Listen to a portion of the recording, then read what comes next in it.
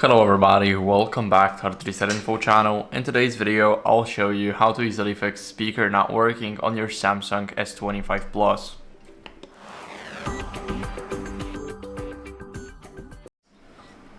So first, what you guys want to do is check the volume levels in these settings. So let's go over and open up the settings app. Now here in the settings app, what you guys want to do is go over into sound and vibration.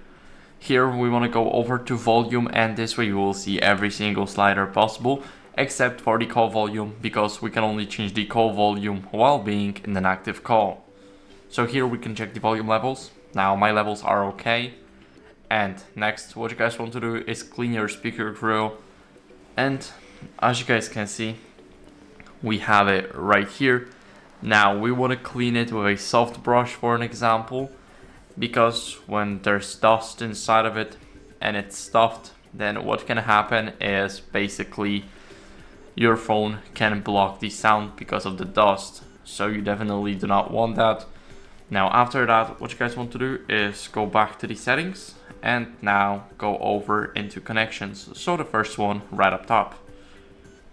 Now let's go over and make sure that Bluetooth is disabled. So Bluetooth is disabled when the switch is gray. When the switch is blue, then as you guys can see, there is some connections.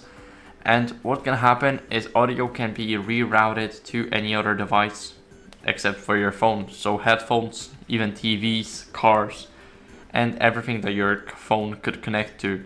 So you definitely do not want that.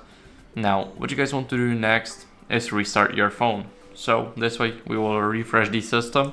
So hold the power button only, now tap on restart and tap again to restart the device.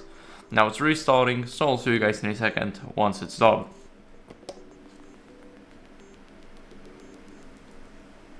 Now after the phone restart, what you guys want to do is unlock it, wait for the phone to start, and after that what you guys want to do is update your software. So this is the last resort. Go over into the settings, and here you need to scroll a bit down until you guys see software update.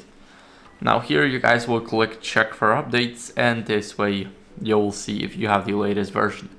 So my software is up to date, so that means I do have the latest version, but if you don't, then I recommend you guys updating it.